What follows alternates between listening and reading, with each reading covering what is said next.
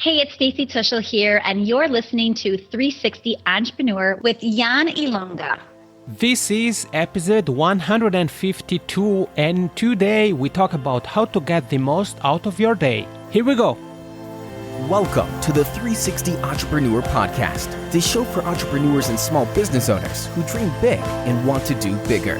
Join some of the world's top entrepreneurs, internet marketers, and best-selling authors as they share their inspiring stories, their struggles, and give actionable tips that will help you build, grow, and promote your online business. Here's your host, Yanni Lunga. Hey there, how's it going? Welcome to episode 152 here on the 360 Entrepreneur Podcast. You heard it. I'm Jan Ilonga, your host, and today I bring you a new exciting episode, and this one focuses on three things really. Focus, productivity, and getting things done. And we're joined by entrepreneur, author, podcaster, speaker, Stacy Tuschl, and she has some great advice for all of us. There are some resources that we'll share during our interview that are gonna help you get more focus, become more productive, more efficient, and really make sure that you get things done. The show notes for today's episode are over at janilunga.com/episode 152. Okay, this is it. Here is the interview. How to get the most out of your day with Stacy Tuschl.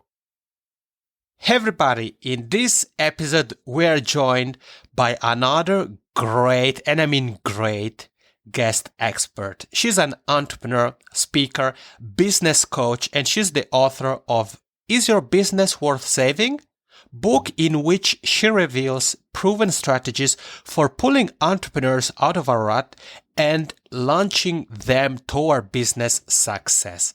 Not only that, but she also shares her expertise and interviews leading industry experts on the iTunes top-rated show Business Rescue Roadmap.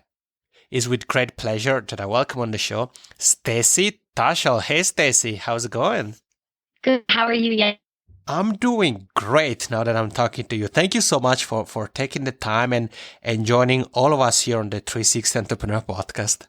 Oh, it's my pleasure. Thanks for having me. You bet. All right, let's jump right into it because I said it. I mean, you do quite many things. You're an entrepreneur, a speaker, a business coach, and an author.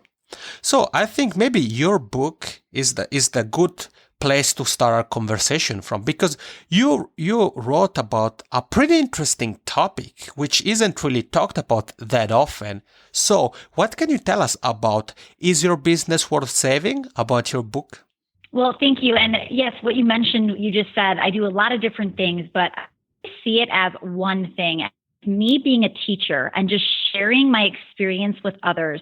Right. And yet my book my title especially catches your eye because it's not something you hear a lot. But what I've noticed when I go to different seminars or I'm at other entrepreneurs, there are a lot of people in the room that are not having the success that they wish they would have. Mm-hmm. And that's one of the things that I want to kind of speak about and talk a little bit more on.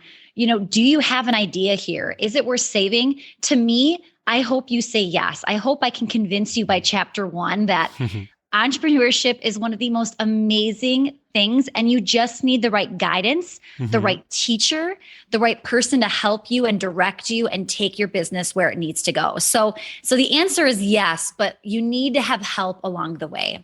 All right. And now, obviously, you are getting me curious, Stacy, and I'm sure some of the listeners are curious. See, based on the conversation you have with people at conferences and maybe also by looking at some of your clients, what would you say are some of the common trends you see by which entrepreneurs are maybe unsatisfied with their business or the results they're getting from it? One of the things that I really notice, especially when you go to live events and you're there to learn, people are there to learn and they get really excited in the moment, but then they go home and the excitement wears off and they're not implementing. Mm-hmm. And that's the biggest thing is like one of the reasons I think I've had the success that I've had is because I go to these events. I make my continuing education extremely important.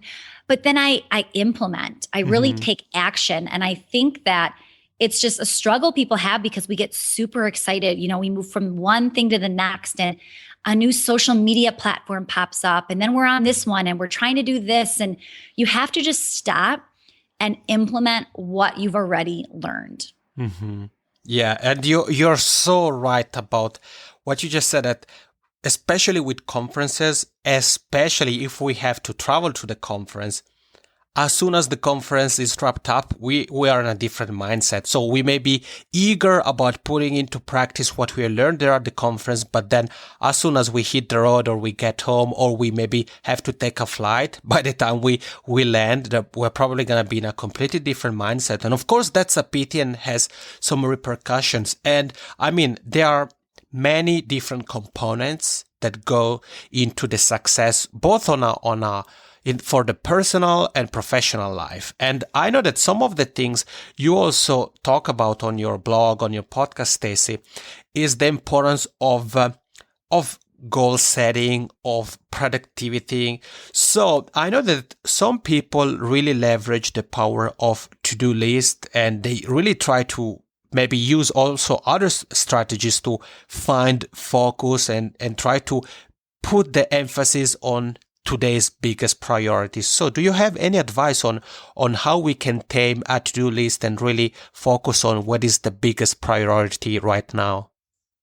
Yeah, that's a great question. And I think most people plan their morning, if they plan at all, but most people plan their day in the morning. And I think if you're doing it in the morning, I really believe you're a step behind. Right. I find that if you can plan your morning, your day the night before and kind of get that game plan, you will have so much more success for your day because you're not waking up and trying to remember what you need to do. You're already focused and ready to go, and you've picked your top 3 biggest priorities to happen that day. Okay, so pretty straightforward. So to focus on having the to-do list for tomorrow ready by the time we get to bed. And do you, Stacy, do something in particular? Do you maybe use an app or something like that? Or maybe you simply use, let's say, a Post-it or something like that? Yep. So I use Google Calendar houses like everything for me. So that's where my to-do list is. But then I just handwrite and I journal every night to make up what I need to do tomorrow, what I need to get done. And I think putting pen to paper really helps like sink in my memory before I go to bed. And it helps me just kind of focus on, okay, this is what I have tomorrow. I don't miss appointments. I don't double book myself because I'm constantly preparing and looking ahead. And then one of the things that I do is I reassess every night that to-do list because we're constantly adding and putting things on our to-do list that we, in the moment we think they're super important, but then we realize by reassessing it, maybe I don't really need to do this, or maybe I don't need to do this tomorrow. Maybe I don't need to do this at all. We don't have to have a million things on there. And sometimes you have to just ask yourself, can I delete this? Can I delegate this? What should I really be doing with it? So reassessing your to-do list is something that should happen on a daily basis. I love what you just said, Stacy. And a book that personally opened my eyes to the art, let's call it the art of prioritizing, is, I'm not sure if you heard of it, I believe the title is How to Maximize Your Day to Day or something like that, is from the 99U series. Have you ever heard of that book, Stacy? Oh, no, I have not, but thank you for mentioning it. Yeah, okay. I'll make sure that, like in every episode, you guys gonna find the link to the book, to Stacy's site, stacytuschl.com, and everything else we cover in the show notes. Yeah, and something I remember that really struck me from the book had to do with the emails and about prioritizing emails, and that I really see to be very true, especially in working in such a global niche like ours. I mean, let's face it, you and I are in different continents, different time zones. So sometimes I may be, before I read the book, I may have been in front of my email here at the laptop. I'm like, okay, I have to reply to these 20 emails. I have to do it right now, so it's done. But then I got to realize that, hey, wait a second, maybe some of those people are in different time zones and maybe it's night where they are. So these emails can wait until tomorrow. So that kind of has helped me a bit with prioritizing. But I like what you said about making sure that, first of all, we are prepared. So we follow your advice for the to-do list, but also that we really focus on our to-do list and ask ourselves, okay, we are just about to add something to the to-do list. Is it something that is really a priority, or is it something that can maybe wait until tomorrow or next week or something like that? And another thing, Stacy, you have created, and I think that's such a great resource. You have the 21-day free challenge, and on that you focus on habits, entrepreneurship. So I wanted to ask you if you could share with us some of the bad habits entrepreneurs and business owners do daily. I mean, I think with what you told us, you already hinted on some of those habits, but still. Yeah, absolutely. Well, and you just kind of mentioned one with checking email. And the biggest thing for me that I notice is people check email way too frequently, Right. and they usually check it on their phone. And the problem with that is, especially on your phone, there's no filter. So when I Right. use Gmail, I'm on my computer, I don't see any of the promotions tabs, the social media tabs. So that weeds out a ton of emails right there. And on your phone, you're not going to be able to weed those out. So Right. I really believe in checking it on your computer versus your phone. And you're just not going to be as fast with, text with 2 thumbs as opposed to all 10 fingers. So you have to understand you're way faster of a typer on your laptop, your desktop, as versus your mobile phone. So that for me is one of the bad habits I see people doing all of the time. And I realize that when you are checking your email super fast, you're just making people respond back to you more and more. So you're Right. creating way more emails than you really should have in your inbox. Then another thing people do is they check their social media on their phone when they're waking up. That's like the first thing they're doing, or they're checking it all day long. They're waiting in line at the grocery store and they're checking their Facebook, or they're in a waiting room, or they've gotten to an appointment 10 minutes early and they just go on Facebook or, go on Pinterest. Mm-hmm. And I highly suggest using that time, because it is wasted time. There's time where what do you do during those times? That's when you do personal and professional development. So check out somebody's podcast, check out somebody's Periscope, their live broadcast, read a book, do an audiobook.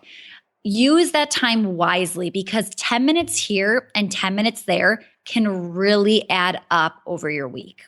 Man, I love it. Thank you for sharing that with us, Stacy. And this last absolutely. last point you just touched on, sorry, I just want to make a quick note. I love it because you just told us that maybe some people are here with you and I, and they're like, well, let's say I'd like to learn how to host a podcast, but I don't have the time to learn about podcasting. But as you just told us, we actually do have the time. It's about being strategic about the way we use it. Yeah, absolutely. I mean, those just few minutes here and there, that adds up to way more time than you realize. And when you start utilizing that, you're going to see a difference in your day.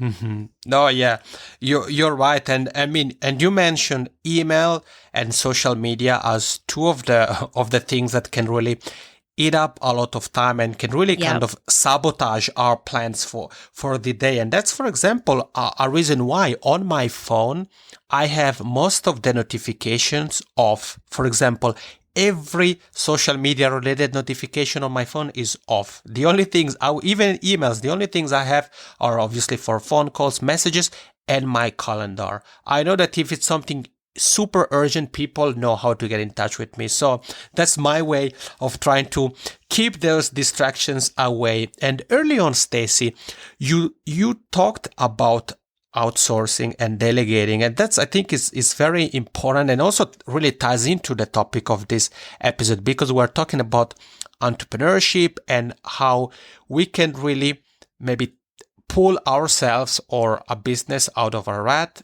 And outsourcing, delegating really can help in a way to also take a little bit of pressure off our shoulders. So what advice do you have on how to get started with outsourcing and kind of make the leap and switch from a solopreneur to building a team?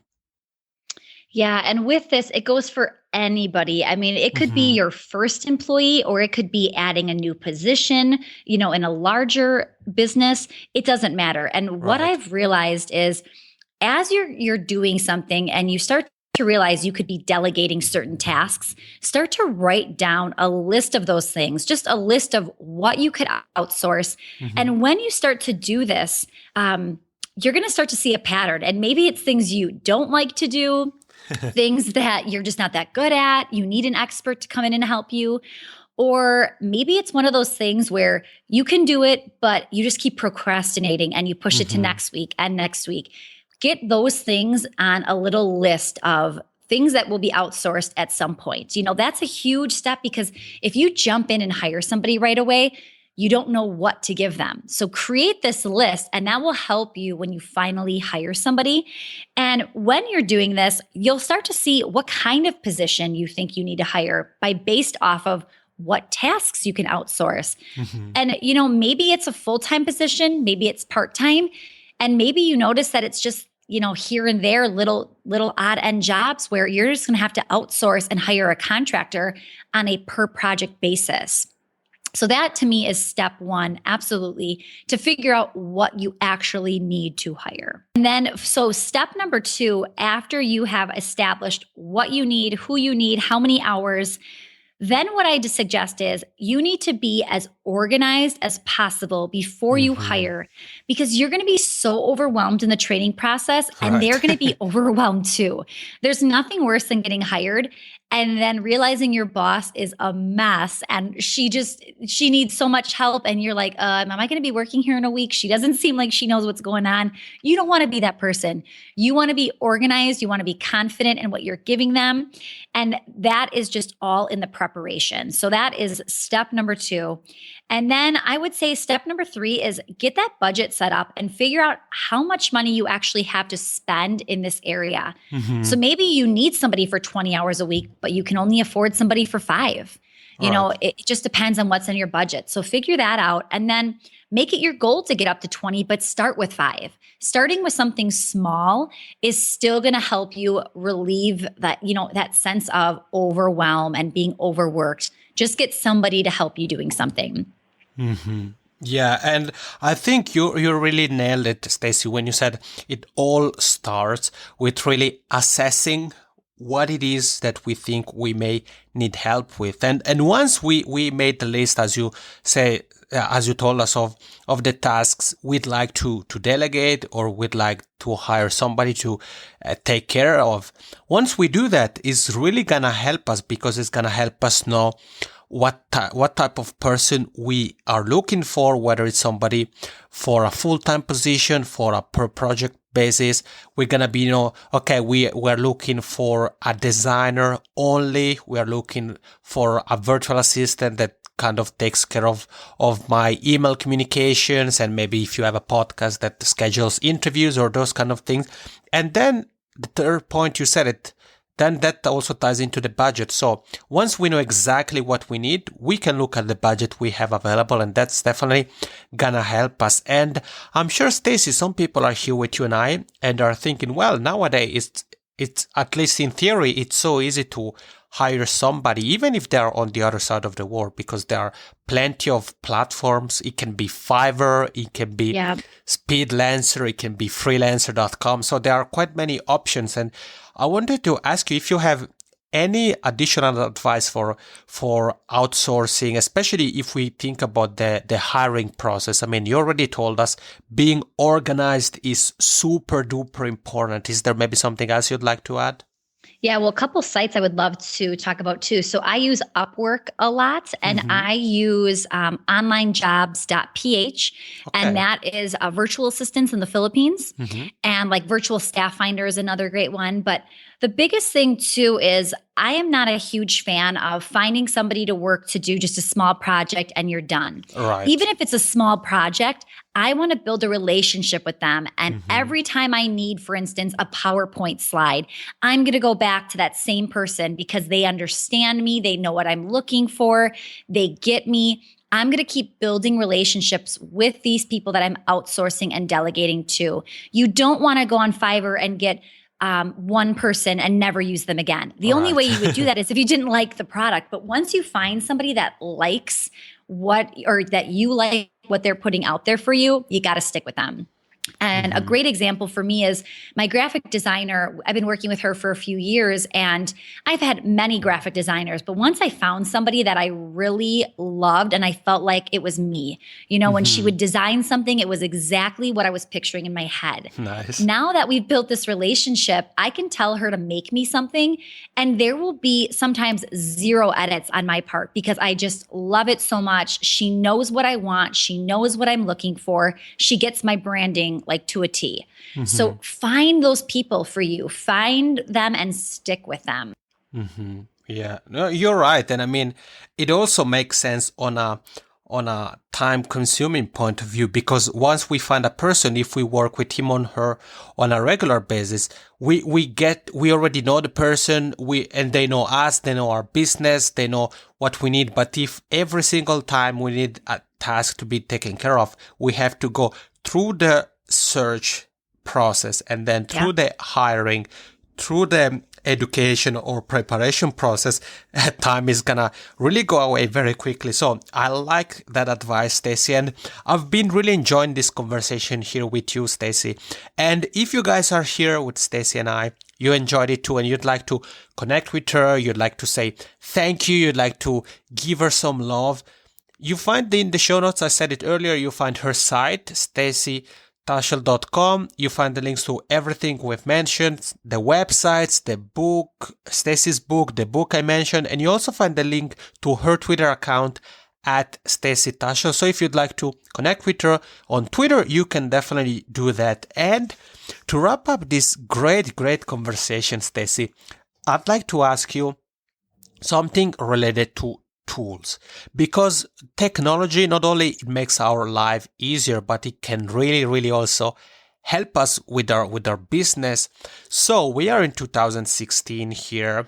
We have new tools coming out all the time, and being too kind of focusing too much on the tools only can be risky, because then one risks to end up being hung up with, okay, I always need a new tool. But are there some tools you consider kind of must-haves for running a business in 2016? Maybe some of those you use yourself?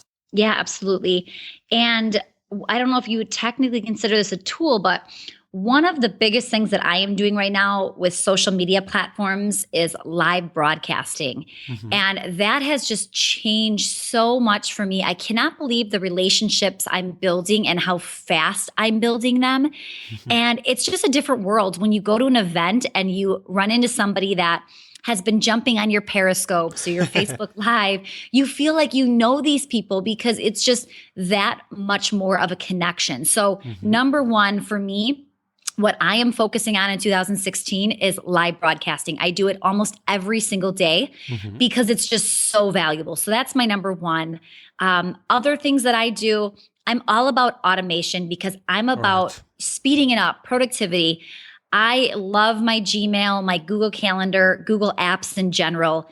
Everything that I do with Google Calendar, it's how I, structure my day for success. And that's just something that you have to make sure you have some kind of online system. And one of the things I can share with you too, if anybody's interested, but I have, going a little bit more deeper, we talked about 6 habits that we're probably doing every single day that we need to make sure we stop doing the negative aspect of it and really put these productive habits in our schedule. And you can catch that at stacytuschl.com/harmful habits. And we go over in detail. It's a really quick, short 15-minute video, 6 things you're probably doing daily, which is so scary to say. Every single day, you're probably doing this. So check that out. And like I said, I use everything Google, but I also use a project management system called Asana. That is one of the things that helps me not only keep my projects organized, but keeps my team organized and helps me keep my emails just to a minimum, because my staff is emailing me inside of Asana.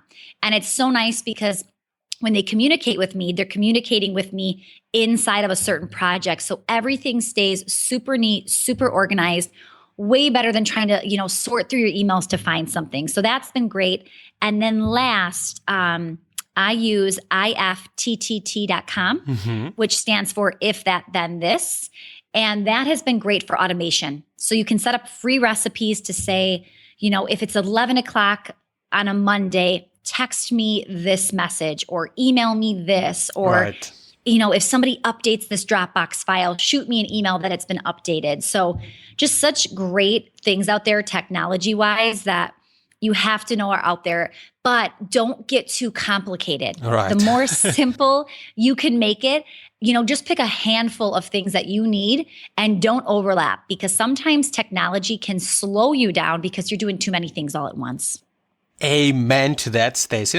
You're right. And I mean, tools like If This Then That, Zapier, they're all great because they can really make our life easier. But you just told us we shouldn't get too hanged up on technology. And you mentioned a link, so I'll definitely add that to the show notes. And to wrap it up here, I have to ask you talked about live streaming. So what is your go-to live streaming platform, and where can we all follow you? Is it Periscope? Yeah, so I do a lot of dual multitasking where I am on Periscope and Facebook Live at the same time. So I usually jump. I have a nice stand that holds a mini iPad and my iPhone. So I will jump on Periscope, welcome everybody, because it's a little bit longer of an intro on Periscope. You kind of chat with some people. And then I start my Facebook Live app and I get right to my point, because Facebook Live, people want to get in and get out. Their attention span is much smaller on Facebook. So I kind of do my teaching for the day, I end Facebook, and then I wrap up on Periscope. So Periscope is the longer version. So it just depends on what you're interested in and how much time you have to spend. But both are really great tools. Great. Thank you for sharing that with us. And I said it, we can also find you on iTunes on the Business Rescue Roadmap show. Yes. And if somebody would like to maybe ask you a question or simply say thank you for being here and sharing your expertise, what would you say is the quickest way to do that? You can definitely find me on any social media account. You'll get me personally when I'm live broadcasting, and feel free to chat with me. Otherwise, shoot me an email. It's info@stacytuschl.com. And then I also have a free gift for you guys. If you want my first chapter for free of my book, Is Your Business Worth Saving? You can go to stacytuschl.com/360. And it's just the numbers 360. Wow. Well, that's great. Thank you so much for telling us more about how we can connect with you, and also for making available the first chapter of your book, Is Your Business Worth Saving? So that's definitely a great follow-up to this fantastic conversation. Stacy, thank you so much really for being here with us, telling us more about all the great things you do and helping us with to-do lists, productivity, outsourcing. I really appreciate it. Jan, thank you so much. And thank you for all you do for entrepreneurs. Your podcast is great. And I'm just so happy to be here today. All right, we are back. Stacy, thank you so much for being here, sharing your story and providing us with so much valuable tips on things we can do to get the most out of our days. And you heard it, Stacy has put up a special page where you can connect with her. There are some resources there. So you find the link to that, to her podcast, her site, the apps we mentioned, and everything else really we talked about in the show notes at yanilunga.com/episode 152. And I want to wrap up this episode by recommending you a book. I mentioned that during the interview, so it's by 99U and it's called How to Manage Your Day-to-Day.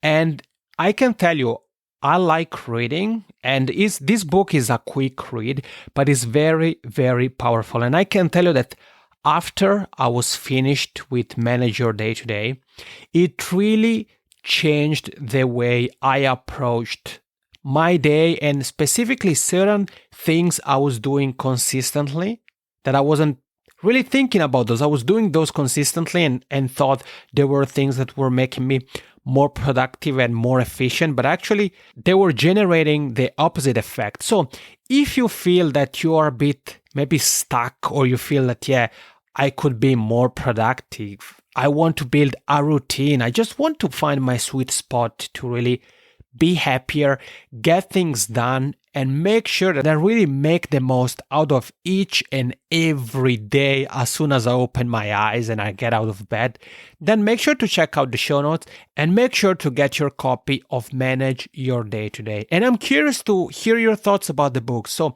once you've done with the book, let me know. You can leave a comment in the show notes, or you can tweet me at @Viannilunga, or you can send me a snap. I'm also on Snapchat with the same username at @Viannilunga. It doesn't matter how, just make sure to let me know what your thoughts on the book are and how the book has impacted your life. And I hope it's going to help you as much as it has helped me. All right, this is it. Thank you so much for tuning in and joining Stacy and I. And in next week's episode, we're going to take a closer look at the game of entrepreneurship. Thank you for listening to the 360 Entrepreneur Podcast. For more tips and tools, head over to www.viannilunga.com.